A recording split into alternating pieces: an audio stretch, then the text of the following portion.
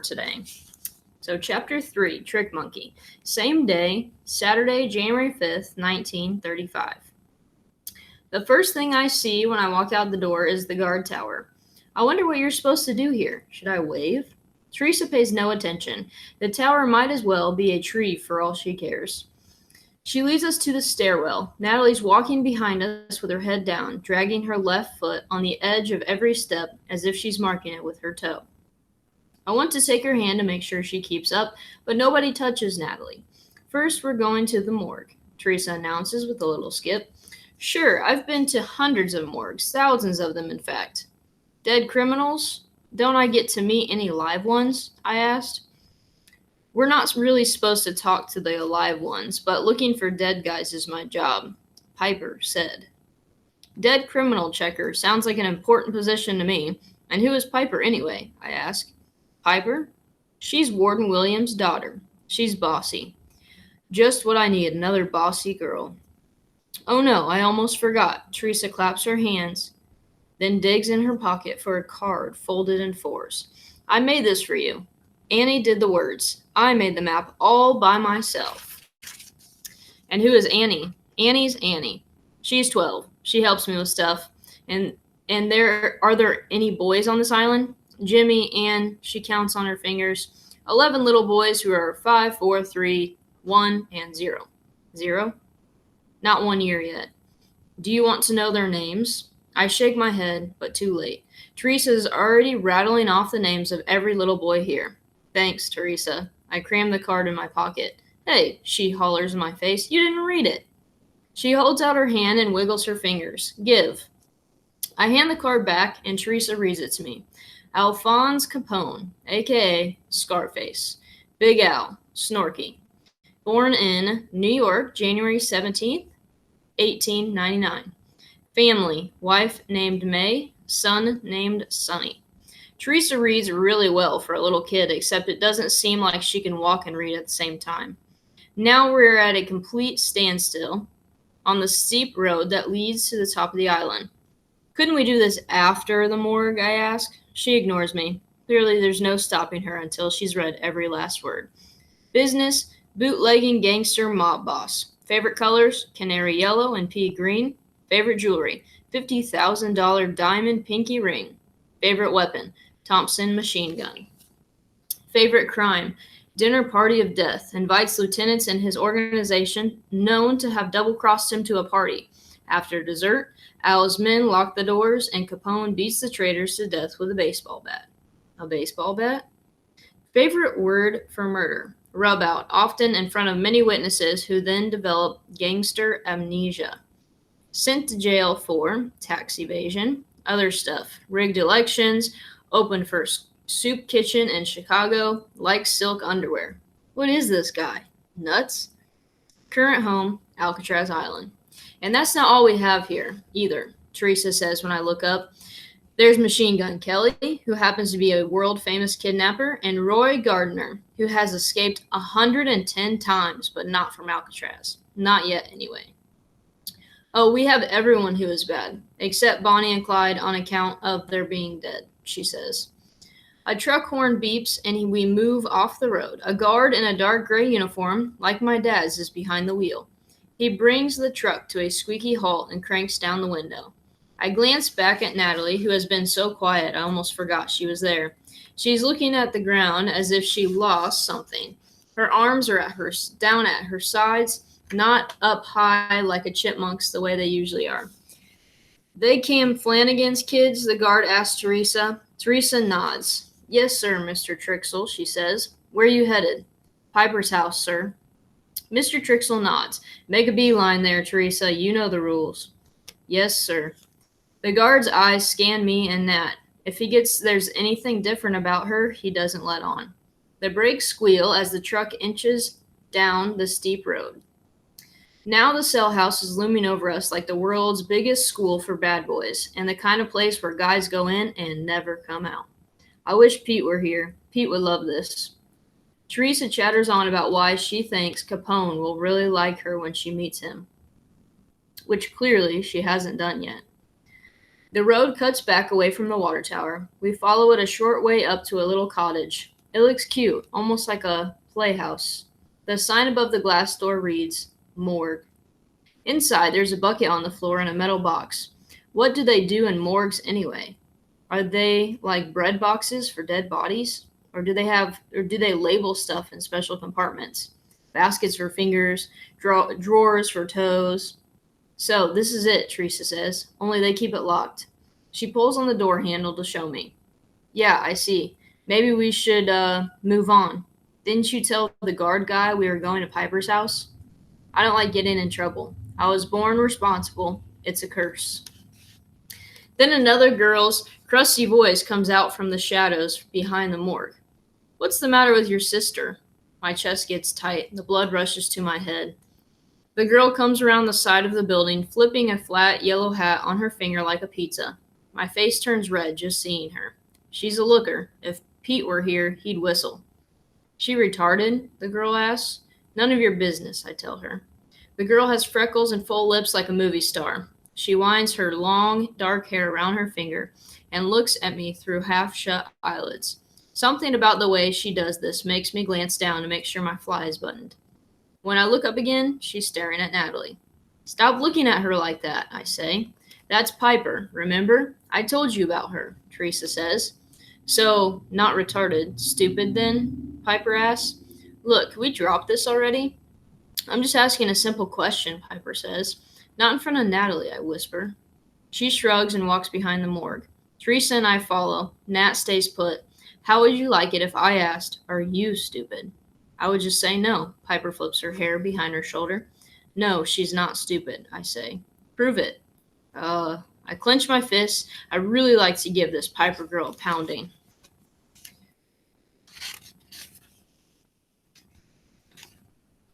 See? I knew she was retarded, Piper tells Teresa. Will you kindly just shut up? I roar louder than I intend. They both stare at me. Follow me. I walk back around to the front of the morgue. When's your birthday, Piper? I ask. November 16th. 1922? Yep. Natalie, what day of the week was Piper born? Thursday, Nat says without looking up. That right? I ask Piper. Piper doesn't answer, but her eyes open wider. She chews at her bottom lip. What else can she do? She asks. She's not a trick monkey. She'd never make it as a trick monkey. She only has one trick, Piper says. 487 times 6,421 is 3,127,27, Nat says. Everything is quiet except the sound of gulls squawking overhead and wind rattling a window somewhere. Natalie inspects the ground. It's almost as if she hasn't seen or said anything. How much is 28 times 478, Piper asks. 13,384, Nat answers. Okay, so she's good in math, but something is wrong with her, Piper says. What is your problem? I shout. Natalie motions for us to step away from, or Teresa motions for us to step away from Natalie. Natalie lives in her own world. That's what Mr. Flanagan said, Teresa whispers. She takes a jar of jam from her pocket, unscrews the lid, and offers us some. We shake our heads no, and she dips an already purple-stained finger inside. Sometimes it's a good world, and sometimes it's a bad world. And sometimes she can get out, and sometimes she can't. Piper snorts. Sounds to me like she's just plain crazy, she says in a low voice. My dad isn't going to like this. He's not going to like it one bit. He always says the cons in the bug cage are the scariest ones, because you never know what they'll do. I get a sinking feeling in my gut. There were 237 electricians who applied for the job, and my dad got. If it were me, I'd have kept my mouth shut about having a daughter like Natalie. What if the warden doesn't know about her? She's leaving in a week or two, going to boarding school. She won't be around here at all. You probably won't ever see her again, I say quickly. Piper raises her eyebrows. I'm expected to tell him stuff like this. He depends on me to find out things. She places her flat hat on her head and begins hiking up the steep road toward the cell house. Wait, can we come? Can we? Teresa calls after her. Good idea, Piper calls over her shoulder. Then my father can meet Natalie himself. My stomach sinks. How am I supposed to know if Nat's a big secret or not? Nobody tells me anything. Natalie, Piper calls out sweetly. Would you like to meet the warden? Nat says nothing. Hey, come on. Teresa motions with her whole arm. Piper said it was okay.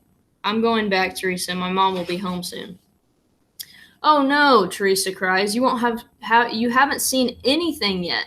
I shake my head. Maybe tomorrow. Teresa stamps her foot. I can't help smiling at this. I'm sorry, Teresa. Okay. We'll finish tomorrow, Teresa says in a small voice. We gotta go back, I tell Natalie. She doesn't look up, doesn't seem to hear. This way. I motion for her to follow. She ignores me. Oh, swell. Now Nat's acting up. Come on, Nat. I try walking down the hill, hoping she'll follow. She doesn't. I walk back up to the morgue and sit down on the cement slab by a little dab of something red. Blood? Or is it Teresa's jam? I figure I'll just wait Nat out when I hear footsteps on the road. Natalie, come on, I plead. Moose! My mom's voice, she's half running in her high heels. What in heaven's name are you doing out here? My mom stops, her chest heaving from the climb. She looks at me, then Nat, then me again. What happened? She asks. It's okay, Mom. Nat's fine. I didn't know where you were. Her voice goes up and down like hiccups. She grips her arms like if she doesn't, they won't stay on. It scared me when you were gone like that. I left a note. She nods. I don't know if this is because she saw my note or because she didn't. I touch her elbow and try to sound like Dad. Everything is going to be all right. My mother nods short and fast. She pushes at the corner of first one eye, then the other, and keeps nodding. Nodding and nodding and nodding. All right, that is the end of chapter 3. As you kind of heard in there, we met Piper. She's the warden's daughter, and the warden is the one he's the guy that's in charge of the whole prison. And as we heard, Piper is not very nice. She speaks about Natalie in a very negative way, saying very mean words about Natalie, partially because she doesn't understand. Remember, this is a time frame where they don't understand special needs. And we know in today's world that we would never talk about anyone with special needs in that way. So just keep that in mind. Just know that this is the time frame that it's in and the reason as to why she speaks of her in this way. Chapter 4, American Laugh-Nosed Beat. Sunday, January 6, 1935. The next morning when I get up, I'm happy to find my father at the table reading the paper. I can feel how pleased he is to see me. This isn't something you can fake. Hey, he says. My mother is checking my sister's suitcase. I can't believe she's going today. I thought it was a week away at least. Nat has the kitchen chair pulled into the living room, wedged between 3 crates. Hey, Natalie, the sun get up okay this morning? I ask like I do every morning. She never answers, which used to really bug me. I hate being the brother of a stone. One day last year I got so mad, I just walked right by her, didn't say anything, not one word. That day after I left for school, my mom said Natalie sat outside my room and cried for 2 straight hours. Natalie isn't a crier, she's a screamer. You never see her cry for plain old hurt. I'd say my mom made it all up, but she didn't know I'd snubbed Natalie. My mom had no idea why Natalie had cried. Now I ask Natalie about the sun every morning, and it only bothers me a little when she doesn't answer. So, what would you like for breakfast on this very special day? My mother asks her. Lemon cake, Natalie says. She says this every day, too. And every day, my mom says, silly sweet pea, you can't have lemon cake for breakfast. Why not? On a special day like this, or like today, lemon cake sounds like a fine idea. What do you think, Moose? My mom asks. Sure, I say. My voice comes out high like a girl's. I never know whether I'm going to sound like Mickey Mouse or the giant on top of the beanstalk. Natalie turns all the way around and looks me straight in the eye in that weird way she has of suddenly being present after weeks of being somewhere else. Don't look at me. This wasn't my idea. If it were up to me, we'd be in Santa Monica right this very minute, I say under my breath. My father reads Natalie headlines from the newspaper, adding numbers on every one. Work resumes on the Golden Gate Bridge. 103 men are put back to work. 2 quit. 7 scratch their heads. 5 have their feet up. 2 eat sausages for supper. 3 do not. Breakfast, my mother calls. Natalie holds her face 2 inches from the plate. She eats so fast it gives me a stomachache. When my dad's not around, I don't eat with her. Natalie Flanagan's whole family, Nat says when I sit down. I wonder if she knows what's happening. We've built the Esther P. Marinoff up like it's quite the place. Like maybe the King and Queen of England are sending their kids there too. But somehow in all this talking, we ignored the major thing. You don't come home from the SRP marrying off. Every morning when the sun comes up, that's where Natalie will be. My father wipes his wide mouth with his napkin. What fun you're going to have, Natalie, with kids your own age. What age is that, I wonder? But I know what he means. Maybe she'll meet other kids like her. Maybe they'll recognize each other and communicate in their own peculiar way. When my mom has Nat ready to go, my father picks up her suitcase, hands Natalie her button box, and opens the door. Moose, my mom says, as if she just noticed I'm here, I don't think you need to come along. Fine with me, I don't want to go anyway. I don't look at her, or my dad, or Natalie. Helen, my father's voice has a sting to it. I just didn't think he'd want to, Cam, my mother says. Of course Moose is coming. He hands Nat's suitcase to me and pats me on the back. We can't do this without him. This reminds me of the time when I was 6 and my mom shipped me off to live at Graham's. She packed every pair of underwear I owned, and she made it all seem like a big treat. When we got there, my Graham had an awful scowl on her face. She gave me a big hug and glared at my mother like I'd never seen her do. When my mom left, I heard Graham and Ed talking. Some cockamamie psychiatrist decides the problem is Natalie doesn't get enough attention, and Helen ships him off.